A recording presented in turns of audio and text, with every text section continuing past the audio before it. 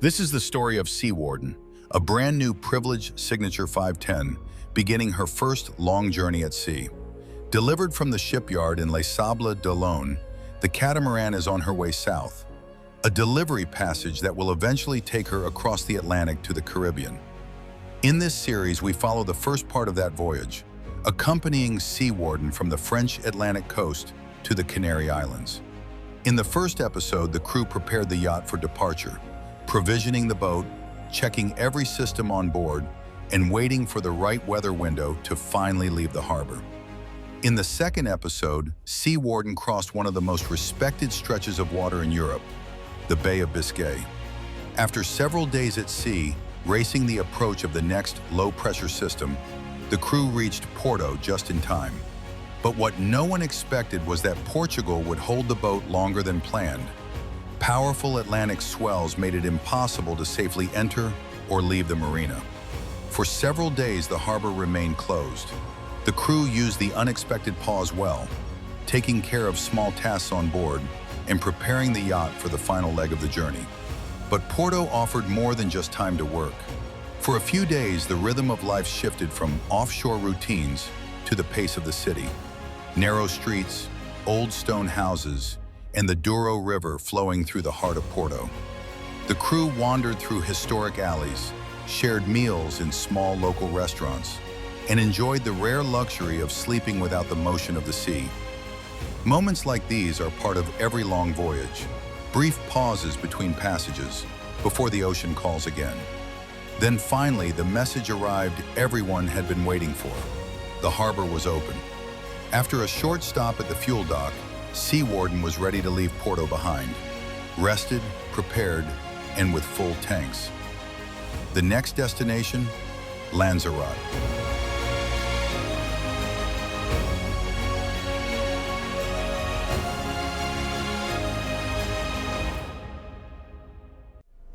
We had planned to leave the next day after the low pressure left, but unfortunately we had 6-meter waves at the entrance, and they shut down, red flagged what they call it, the whole harbor. So we spent another day. I mean, it's not what we wanted, but spent another day. But we're getting ready to exit now. We'll see what the waves look like. But, the harbor's open, and the weather we got for going to Lanzarote looks pretty good. We should have tailwinds most of the way. We might get a little brisk 48 hours before we arrive. We're looking at 35 knot winds, but they'll be to our backside, so following seas are always nice. Who knows, maybe we'll get some real speed going in Sea Warden and have a nice safe trip into Lanzarote. What he didn't know at that moment was that the expected 35 knots would eventually turn into winds of more than 45. As Sea Warden passes the harbor entrance of Porto, the reason for the closure of the marina during the past days becomes immediately clear. Massive Atlantic swells are still breaking along the coastline, powerful waves rolling in from the open ocean and crashing against the shore. Out at sea, however, those waves unfold into long, rolling swells that lift the catamaran gently up and down. The passing low-pressure system has brought something else with it, something in our favor. Just as forecasted, the wind has shifted. And now the call is simple: sails up. Sea Warden is equipped with the latest sails from One Sails, including the trade wind sail, which is also known as the Batman sail, an unusual head sail that spreads out like 2 wings and delivers maximum drive with the wind from behind. With wind and waves on the stern, Sea Warden accelerates south. With steady winds from behind, Sea Warden settles into her rhythm. Day after day, the catamaran moves gracefully through the Atlantic swells.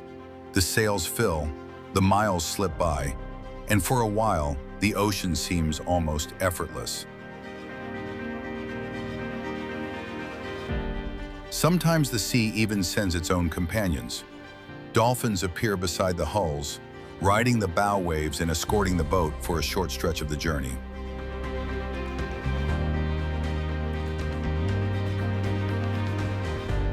And while the ocean offers moments like these, it's teamwork that carries the journey forward. And when the job is done, the whole deck knows it. That was good. Yeah, we win.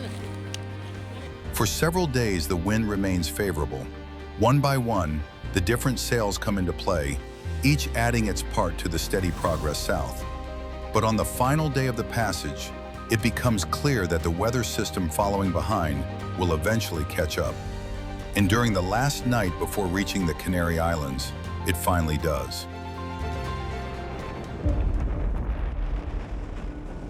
We had a gust at 35, 43, 45. Yeah. A little cloud, we passed. Oh, big wave. Because for the moment it's a gust. We are just wet and the gust will pass. But with 23, 26 knots, you can be with one reef. Okay. But by security, we'll take the second one. But it's normal. It's just a gust and the cloud. Don't worry. The wind rises beyond 45 knots. Rain sweeps across the deck, and waves of more than 6 meters roll through the darkness. But a Privilège is built for exactly these moments. Even in the harshest conditions, Sea Warden moves safely and confidently through the night.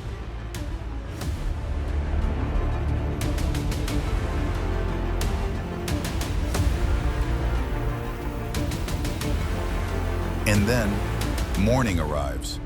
With the first light of day, the clouds begin to break, and on the horizon, land appears. Lanzarote.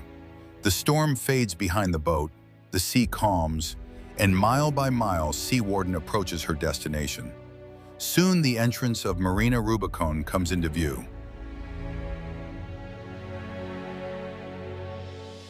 What began in the shipyard of Les Sables-d'Olonne as a newly finished yacht has now become the first chapter of a much larger journey. Over 3 episodes, Sea Warden has left the French coast, crossed the Bay of Biscay, and sailed south along the Atlantic to the Canary Islands. Here in Lanzarote, the voyage pauses for a while.